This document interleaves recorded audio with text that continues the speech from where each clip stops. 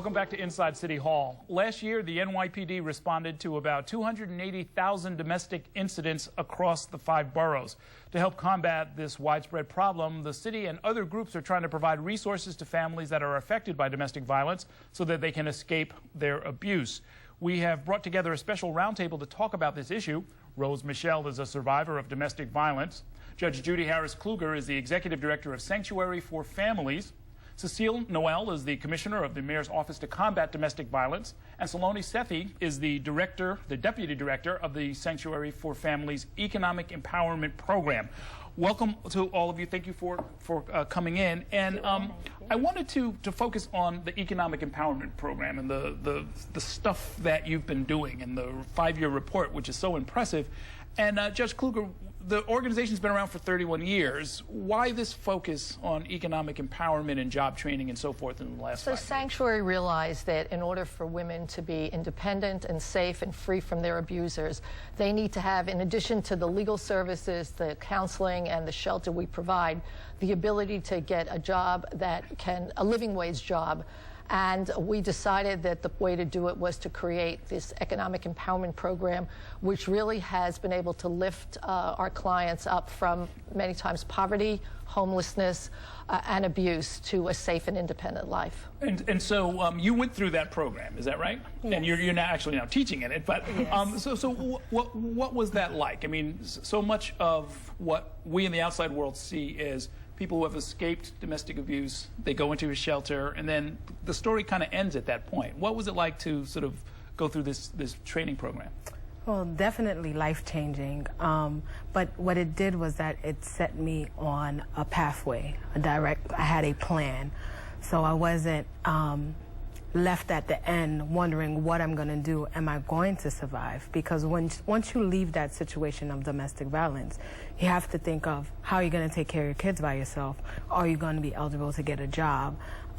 Everything comes in mind. Mm-hmm. But what Sanctuary for Families did for me is that they set a path. They set a career path where I could plan this out and have a way out of this cycle of domestic violence. And that's crucial, right? In many job training programs that I've looked at, people have to have a sense that there's something waiting at the end for them, right? Right, and I think that's been, something that's defined our program and made it different from the beginning is that, as Judy mentioned, we were very focused on the idea of a living wage and on a career, because we know that that's the only thing that's going to give somebody enough income and enough stability to actually escape poverty, right? So when we started to do that, what we realized pretty quickly is that if we want to get our clients into the living wage economy in a meaningful way, mm-hmm. there can't be something different for them than there was for us, right? It's not that I didn't need a program to get my job, right? I kind of figured it out by building the skills and the knowledge that I needed to sort of meet the market where it's at. Mm-hmm. And that's really what we're trying to do with our clients as well, is to give them the skills and the knowledge they need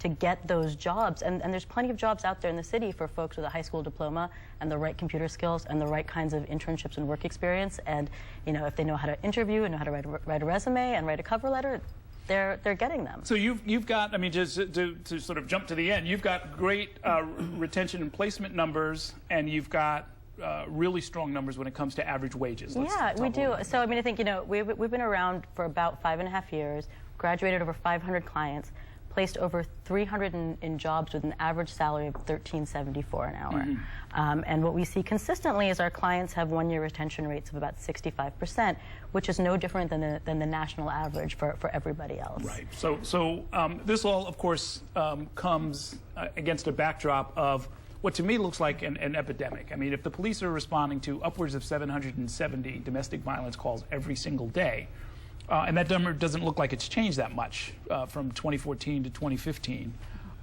We've still got a crisis on our hands, right? We definitely have an important issue that the city needs to address and is addressing in many, many ways. The de Blasio administration has made available resources to really address domestic violence. So we do a lot of training with the police and how they respond and what they say and do. We have many resources for survivors. There's a domestic violence hotline. There's shelters that they can go to achieve safety when they need that. And within in that shelter situation, they provide many, many resources that then help survivors move on and gain stability and are able to move forward. And so, Judge Kluger, I mean, the idea of empowerment sounds great. The placement sounds very, very sound. Living wage, you know, all the better. What does it cost realistically to make that happen? How many training hours are we talking about, and what's the overall cost? So it's a 15-and-a-half-week program, and it costs us about $8,000 to $10,000 per client to get them to a stage where they are able to get a job. I mean, we have an internship program where we provide a stipend, and we provide a stipend for them while they're in the program. So there is a cost to this, but the cost to society for not doing it in terms of people who are on public benefits, housing, they're in shelter rather than in housing, and just because it's the right thing to do. One of the issues with domestic violence victims is they're victims also of power and control, and the abuser will control their pocketbooks, not give them the money they need. When they leave, they often have no resources. So this program gives them the ability to move on. Oh, yeah, I mean, if it's $10,000 per client, that's a bargain in a way, right? It is. And it is. Like everyone else who's doing good work, you're seeking more resources from the city, I take it. City and state.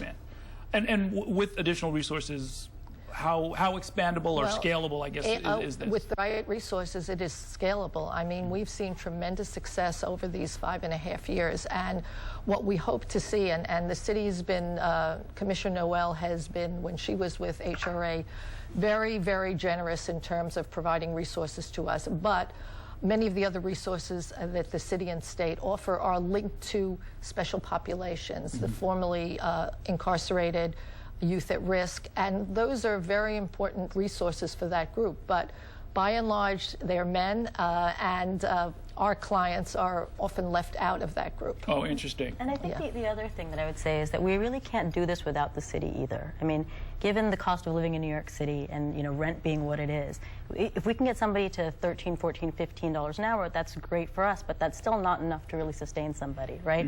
All we can do, as Rose said, is put them on a path where once they're at 15, they'll make 20 and 30 and then $50,000 and $60,000 a year. And so I think we all know, Rose, that there are a lot of people watching now who they themselves are currently in abusive relationships, or they know of someone who is. What would you say to them? I would tell them that it's okay to leave. The questions that they have in their head, that is there going to be a way out? Is the cycle ever going to change? I would tell them yes, it will, as long as they make the first step. And I would tell them that there are awesome programs like Sanctuary for Families that will help them, get to the next level of surviving and providing for their children. And from the city's point of view, is this something that we can expect greater investment in so that it can scale up and it can be more widely available? We understand clearly just how important economic empowerment is to long-term survivorship. And in that vein, we completely support and want to promote programs that help do that, and Sanctuary's program is one of them. What should our viewers know if they want to be of some help? If they are, you know, I'm confronting them with all of these numbers, there's hundreds of thousands of cases being reported to the NYPD. What can someone sitting at home watching television do? They can, if they're in danger, certainly they should call 911. If they're seeking services, they can call the Safe Horizon hotline. They can come to the Family Justice Centers located in each borough. We recently opened our 5th Justice Center on Staten Island, so there is a walk-in center that is free of cost to anyone seeking services. There's counseling, there are legal services. Sanctuary is also a provider in that space. We have counseling for children as well. So we would encourage them to come forward and know that help is available to help them leave the situation planfully, thoughtfully, and safely. Okay, we are going to leave it there. Thank you all so much for coming in. Congratulations on the program. Very nice to meet you. And we're going to take a short break now. I'll be back in a minute with a preview of tomorrow night's show. Please stay with us.